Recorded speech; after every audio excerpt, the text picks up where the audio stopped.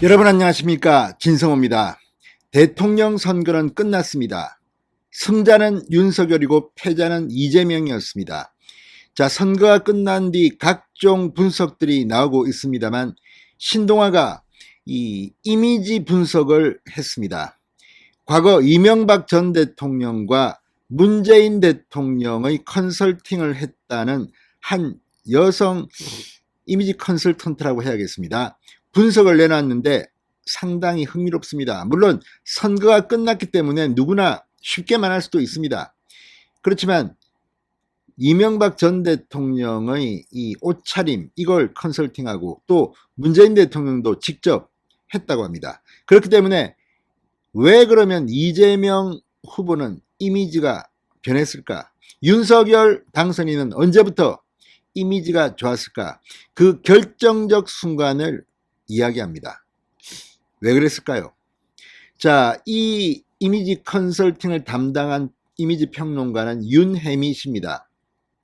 현재 YHMG 대표라고 합니다. 그런데 이 윤혜미 씨의 분석에 따르면 결정적으로 윤석열과 이재명의 이미지가 변하기 시작한 것은 2월달 윤석열, 이재명의 2차 TV 토론이었다고 합니다. 그때부터 윤석열의 이마와 눈이 변했다고 합니다. 무슨 이야기일까요? 아무튼 선거가 끝났지만 이런 평을 듣는 것은 당선인의 입장에서는 기분이 나쁜 일이 아닙니다. 진성호의 직설 시작합니다. 방송에 앞서 아직 진성호 방송에 구독자가 아니신 분은 붉은색 구독 버튼 눌러주십시오. 더 좋은 방송으로 보답하겠습니다. 자, 20대 대선 과정에서 변화한 후보들의 이미지를 신동아가 이 윤혜미 씨와의 인터뷰를 통해서 분석했습니다. 그랬더니 윤혜미 씨는 이렇게 말했습니다. 성공한 사람들의 이마는 빛이 난다. 지난 2월을 기점으로 이재명 후보의 이마는 빛을 잃고 윤석열 당선인의 이마와 눈에서는 광이 올라왔다고 분석했습니다. 상당히 주관적이긴 합니다만 그냥 재미로 한번 분석을 들어보는 것도 뭐 의미가 없는 건 아닐 것 같습니다. 그러고 보면 이 TV 토론, 2차 TV 토론 때 윤석열 후보가 상당히 격하게 이야기를 하고 이재명 후보가 좀 기가 죽은 것 같았다는 그런 생각은 듭니다. 자, 이미지 측면에서는 어떨까요? 자, 윤 대표는 이마 전체를 관록궁이라고 하는데 그 가운데를 중정이라고 한다. 중국 역사극을 보면 드라마나 판타지 드라마에서 이마 가운데 빨간 점을 찍은 배우를 쉽게 볼 수 있다. 그 지점이 중정이다. 제3의 눈, 제7의 눈, 영혼의 눈이라고도 한다. 그러니까 이마가 아무튼 중요한가 봅니다. 자기 신념이 강하고 어떤 분야의 전문가가 되면 그걸 향하는 안광의 신념까지 더해져 중정에서 강한 빛을 발산한다. 그러니까 눈빛 말고 이마에도 눈이 있다는 이야기로 해석됩니다. 안광은 신념이 굳건한 사람이 그 마음으로 정신 집중할 때 강해진다. 대선을 치르는 동안 윤석열, 이재명 후보는 안광과 중정에서 쏘는 빛의 강도가 달라졌다고 말했습니다. 자, 윤 대표는 지난해 12월까지만 해도 이재명 후보의 눈빛이 살아있었다고 말합니다. 이재명 후보가 당선될 줄 알았다고도 했습니다. 그러나 지난 2월 25일 대선 후보 2차 TV 토론 이후 이재명 후보의 눈빛이 변했고 윤석열 당선인의 눈빛이 빛나기 시작했다고 설명했습니다. 이미지 평론가에게는 그렇게 보였다는 이야기입니다. 윤 대표는 이재명 후보는 토론에서 대장동 사건에 대한 답변이 꼬이면서 눈빛이 흩어졌다. 그때부터 이재명 후보는 이마에 빛을 잃고 있었다. 반면 윤석열 당선인은 당시부터 이마와 눈의 광이 올라왔다. 그분은 때리면 때릴수록 강해지는 스타일이다. 뒷심이 좋다. 처음엔 시선 처리나 고개를 흔드는 모습 때문에 지적을 받았는데 자세가 갈수록 좋아졌다.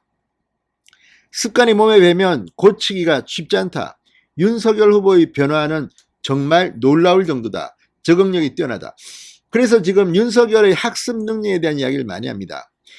지금 국민의힘 대통령 후보 경선 때 16번인가 TV 토론을 했는데 점점 더 좋아졌다는 이야기도 듣고 아무튼 상당히 공부를 잘하는 것 같습니다. 적응력이 빠른 겁니다.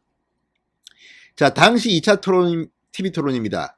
윤석열, 이재명 두 후보는 대장동 개발 의혹으로 격하게 충돌합니다. 자, 두 사람은 서로가 대장동 게이트의 몸통이라고 공격합니다. 이재명 후보가 대장동으로 이익 본 건 윤석열이다 이렇게 말하자 윤석열은 제가 몸통이라고 하는데 제가 성남시장을 했나 경기도지사를 했나 어디 엉뚱한 데다 이완용이 안중근에게 나라 팔아먹은 사람이라고 하는 이야기나 똑같은 것이다 이렇게 맞받아 쳤습니다. 속이 시원했습니다. 자, 윤 대표는 이제서야 말할 수 있다며 이런 이재명, 윤석열의 이미지가 변하는 포인트가 바로 이때였다고 말합니다. 자, 그리고 문재인 대통령과 이명박 전 대통령과의 관계도 이야기했습니다. 문재인 대통령에게 이미지 컨설팅을 해줬다는 겁니다. 대외비 조항 때문에 3년까지 그 일에 대해서 말할 수 없었다. 일에게도 못 넣었다. 지금은 말할 수 있다. 선거 초에는 노무현 바람을 탔지만 문재인은 약하다는 이야기가 나왔다. 준비된 대통령의 모습을 만들어야 한다고 해서 키워드를 잡고 더 키울 이미지를 정립했다고 설명했습니다. 슈트와 헤어스타일을 바꾸고 코발트 블루 색상의 타이만 매도록 했다. 그게 나중에 문재인 타이가 됐다. 패션 소품에 대통령 이름을 붙인 건 처음이다.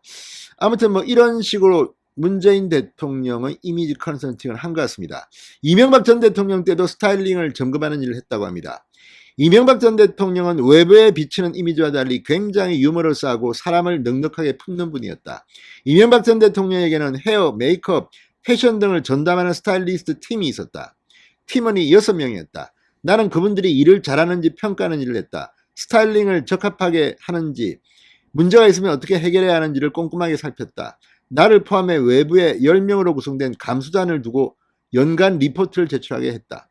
기업인 출신이어서인지 세팅의 중요성을 잘 알고 있었다. 그 일을 1, 2년 했다고 토로했습니다. 뭐 이명박 전 대통령이야 농담 잘하고 아주 재밌습니다. 저도 이명박 캠프에서 상당히 오랫동안 일하면서 같이 뭐 짜장면도 먹고 뭐 충고도 하고 쓴소리도 많이 했는데 정말 재밌습니다, 사람이. 그런데 지금 구치소에 있습니다. 빨리 나왔으면 좋겠습니다. 진성호의 직설이었습니다. 여러분 감사합니다.